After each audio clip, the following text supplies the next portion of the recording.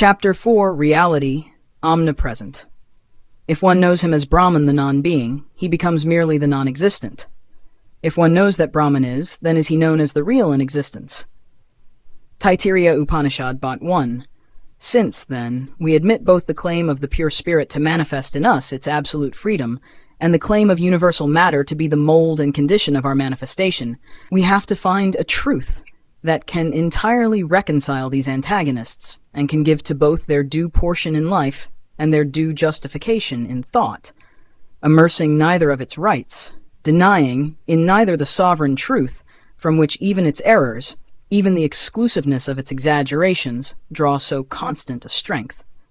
For wherever there is an extreme statement that makes such a powerful appeal to the human mind, we may be sure that we are standing in the presence of no mere error, superstition, or hallucination, but of some sovereign fact disguised which demands our fealty and will avenge itself if denied or excluded.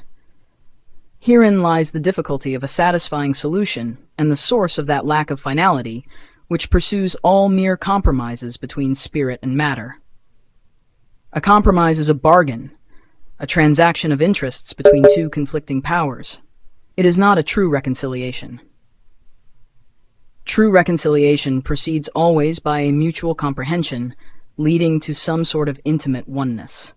It is therefore through the utmost possible unification of spirit and matter that we shall best arrive at their reconciling truth, and so at some strongest foundation for a reconciling practice in the inner life of the individual and his outer existence. We have found already in the cosmic consciousness a meeting place where matter becomes real to spirit, spirit becomes real to matter. For in the cosmic consciousness, mind and life are intermediaries, and no longer, as they seem in the ordinary egoistic mentality, agents of separation, fomenters of an artificial quarrel between the positive and negative principles of the same unknowable reality. Attaining to the cosmic consciousness mind, illuminated by a knowledge that perceives at once the truth of unity and the truth of multiplicity, and seizes on the formulae of their interaction, finds its own discords at once explained and reconciled by the divine harmony. Satisfied, it consents to become the agent of that supreme union between God and life, towards which we tend. Matter reveals itself to the realizing thought and to the subtilized senses as the figure and body of spirit, spirit in its self-formative extension. Spirit reveals itself through the same consenting agents as the soul, the truth, the essence of matter. Both admit and confess each other as divine, real, and essentially one. Mind and life are disclosed in that illumination as at once figures and instruments of the supreme conscious being by which it extends and houses itself in material form, and in that form unveils itself to its multiple centers of consciousness. Mind attains its self-fulfillment when it becomes a pure mirror of the truth of being, which expresses itself in the symbols of the universe. Life, when it consciously lends its energies to the perfect self-figuration of the divine, in ever-new forms and activities of the universal existence.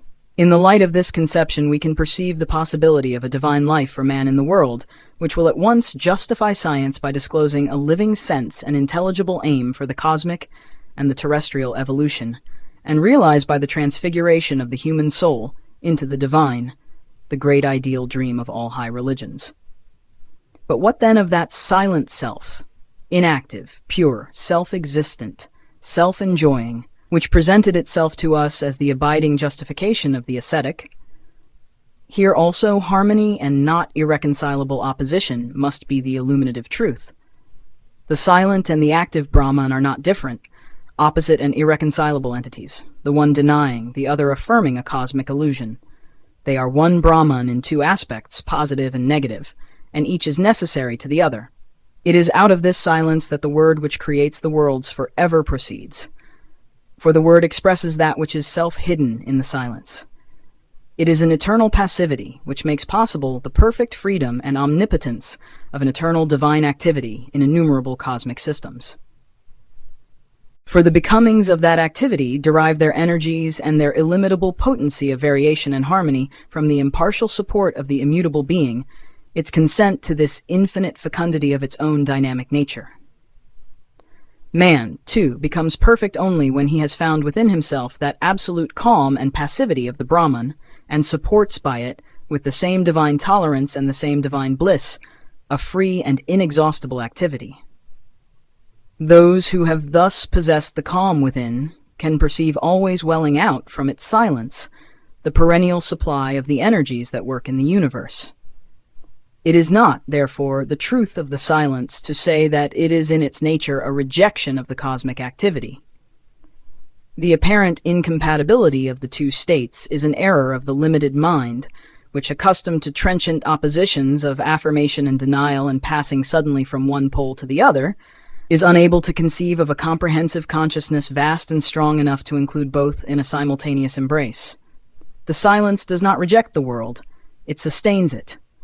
Or rather, it supports, with an equal impartiality, the activity and the withdrawal from the activity, and approves also the reconciliation by which the soul remains free and still even while it lends itself to all action. But still there is the absolute withdrawal, there is the non-being. Out of the non-being, says the ancient scripture, being appeared Bach 1, then into the non-being it must surely sink again. If the infinite, indiscriminate existence permits all possibilities of discrimination and multiple realization, does not the non-being at least, as primal state and sole constant reality, negate and reject all possibility of a real universe? The nihil of certain Buddhist schools would then be the true ascetic solution. The self, like the ego, would be only an ideative formation by an illusory phenomenal consciousness. But again, we find that we are being misled by words, deceived by the trenchant oppositions of our limited mentality, with its fond reliance on verbal distinctions as if they perfectly represented ultimate truths, and its rendering of our supramental. In the beginning, all this was the non-being, it was thence that being was born, Taittiriya Upanishad. 2.7. Experiences in the sense of those intolerant distinctions. Non-being is only a word. When we examine the fact it represents, we can no longer be sure that absolute non-existence has any better chance than the infinite self of being more than an ideative formation of the mind.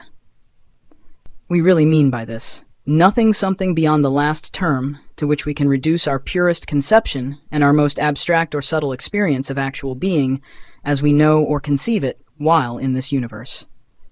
This nothing, then, is merely a something beyond positive conception. We erect a fiction of nothingness in order to overpass, by the method of total exclusion, all that we can know and consciously are. Actually, when we examine closely the nail of certain philosophies, we begin to perceive that it is a zero, which is all, or an indefinable infinite, which appears to the mind a blank, because mind grasps only finite constructions, but is in fact the only true existence. 1. And when we say that out of non-being being appeared, we perceive that we are speaking in terms of time about that which is beyond time. For what was that portentous date in the history of eternal nothing on which being was born out of it, or when will come that other date, equally formidable, on which an unreal all will relapse into the perpetual void? Sat and asat, if they have both to be affirmed, must be conceived as if they obtain simultaneously. They permit each other, even though they refuse to mingle. Both, since we must speak in terms of time, are eternal. And who shall persuade eternal being that it does not really exist and only eternal non-being is? In such a negation of all experience, how shall we find the solution that explains all experience? Pure being is the affirmation by the unknowable of itself as the free base of all cosmic existence. We give the name of non-being to a contrary affirmation of its freedom from all cosmic existence. Freedom, that is to say, from all positive terms of actual existence which consciousness in the universe can formulate. To itself, even from the most abstract, even from the most transcendent. It does not deny them as a real expression of itself, but it denies its limitation by all expression or any expression whatsoever. The non-being permits the being, even as the silence permits the activity. By this simultaneous negation and affirmation, not mutually destructive, but complementary to each other like all contraries, the simultaneous awareness of conscious self-being as a reality and the unknowable beyond as the same reality becomes realizable to the awakened human soul. Thus was it possible for the Buddha to attain the state of nirvana and yet act puissantly in the world, impersonal in his inner consciousness, in his action the most powerful personality that we know of as having lived and produced results upon earth. When we ponder on these things, we begin to perceive how feeble in their self-assertive violence and how confusing in their misleading distinctness are the words that we use. We begin also to perceive that the limitations we impose on the Brahman arise from a narrowness of experience in the individual mind, which concentrates itself on one aspect of the unknowable, and proceeds forthwith to deny or disparage all the rest.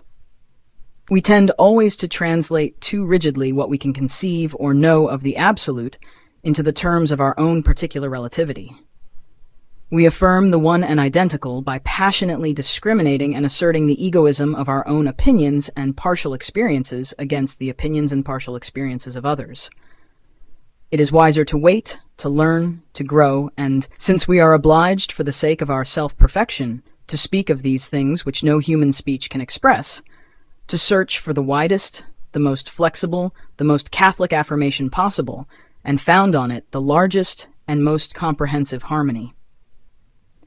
We recognize, then, that it is possible for the consciousness in the individual to enter into a state in which relative existence appears to be dissolved, and even self seems to be an inadequate conception. It is possible to pass into a silence beyond the silence. But this is not the whole of our ultimate experience, nor the single and all-excluding truth. For we find that this nirvana, this self-extinction, while it gives an absolute peace and freedom to the soul within, is yet consistent in practice with a desireless but effective action without. This possibility of an entire motionless impersonality and void, calm within doing outwardly the works of the eternal verities, love, truth, and righteousness, was perhaps the real gist of the Buddha's teaching, this superiority to ego and to the chain of personal workings and to the identification with mutable form and idea, not the petty ideal of an escape from the trouble and suffering of the physical birth. In any case, as the perfect man would combine in himself the silence and the activity, so also would the completely conscious soul reach back to the absolute freedom of the non-being, without therefore losing its hold on existence and the universe. It would thus reproduce in itself perpetually the eternal miracle of the divine existence in the universe, yet always beyond it, and even, as it were, beyond itself. The opposite experience could only be a concentration of mentality in the individual upon non-existence, with the result of an oblivion and personal withdrawal from a cosmic activity still and always proceeding in the consciousness of the eternal being. Thus, after reconciling spirit and matter in the cosmic consciousness, we perceive the reconciliation in the transcendental consciousness of the final assertion of all and its negation. We discover that all affirmations are assertions of status or activity in the unknowable. All the corresponding negations are assertions of its freedom both from and in that status or activity. The unknowable is something to us supreme, wonderful, and ineffable, which continually formulates itself to our consciousness and continually escapes from the formulation it has made. This it does not as some malicious spirit or freakish magician leading us from falsehood to greater falsehood, and so to a final negation of all things, but as even here, the wise beyond our wisdom guiding us from reality to ever profounder and vaster reality until we find the profoundest and vastest of which we are capable. An omnipresent reality is the Brahman, not an omnipresent cause of persistent illusions. If we thus accept a positive basis for our harmony, and on what other can harmony be founded? The various conceptual formulations of the unknowable, each of them representing a truth beyond conception, must be understood as far as possible. In their relation to each other and in their effect upon life, not separately, not exclusively, not so affirmed as to destroy or unduly diminish all other affirmations. The real monism, the true Advaita, is that which admits all things as the one Brahman and does not seek to bisect its existence into two incompatible entities, an eternal truth and an eternal falsehood, Brahman and not Brahman, self and not self, a real self and an unreal yet perpetual Maya. If it be true that the self alone exists, it must be also true that all is the self.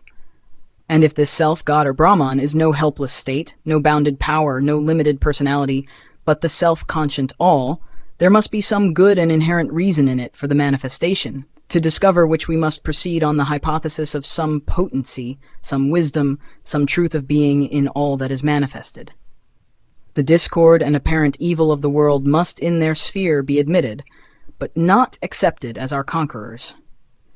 The deepest instinct of humanity seeks always and seeks wisely wisdom as the last word of the universal manifestation, not an eternal mockery and illusion, a secret and finally triumphant good, not an all-creative and invincible evil, an ultimate victory and fulfillment, not the disappointed recoil of the soul from its great adventure. For we cannot suppose that the sole entity is compelled by something outside or other than itself, since no such thing exists. Nor can we suppose that it submits unwillingly to something partial within itself, which is hostile to its whole being, denied by it, and yet too strong for it. For this would be only to erect in other language the same contradiction of an all and something other than the all. Even if we say that the universe exists merely because the self in its absolute impartiality tolerates all things alike, viewing with indifference all actualities and all possibilities, yet is there something that wills the manifestation and supports it, and this cannot be something other than the all. Brahman is indivisible in all things, and whatever is willed in the world has been ultimately willed by the Brahman. It is only our relative consciousness, alarmed or baffled by the phenomena of evil, ignorance and pain in the cosmos, that seeks to deliver the Brahman from responsibility for itself and its workings by erecting some opposite principle, Maya or Mara, conscious devil, or self-existent principle of evil. There is one Lord and self, and the many are only his representations and becomings. If then the world is a dream, or an illusion, or a mistake, it is a dream originated and willed by the self in its totality, and not only originated and willed, but supported and perpetually entertained. Moreover, it is a dream existing in a reality, and the stuff of which it is made is that reality, for Brahman must be the material of the world, as well as its base and continent. If the gold of which the vessel is made is real, how shall we suppose that the vessel itself is a mirage? We see that these words, dream, illusion, are tricks of speech, habits of our relative consciousness. They represent a certain truth, even a great truth, but they also misrepresent it. Just as non-being turns out to be other than mere nullity, so the cosmic dream turns out to be other than mere phantasm and hallucination of the mind. Phenomenon is not phantasm. Phenomenon is the substantial form of a truth. We start, then, with the conception of an omnipresent reality of which neither the non-being at the one end nor the universe at the other are negations that annul. They are rather different states of the reality, obverse and reverse affirmations. The highest experience of this reality in the universe shows it to be not only a conscious existence, but a supreme intelligence and force, and a self-existent bliss. And beyond the universe, it is still some other unknowable existence, some utter and ineffable bliss. Therefore, we are justified in supposing that even the dualities of the universe, when interpreted not as now by our sensational and partial conceptions, but by our liberated intelligence and experience, will be also resolved into those highest terms. While we still labor under the stress of the dualities, this perception must no doubt constantly support itself on an act of faith, but a faith which the highest reason, the widest and most patient reflection do not deny, but rather affirm. This creed is given, indeed, to humanity to support it on its journey, until it arrives at a stage of development when faith will be turned into knowledge and perfect experience, and wisdom will be justified of her works.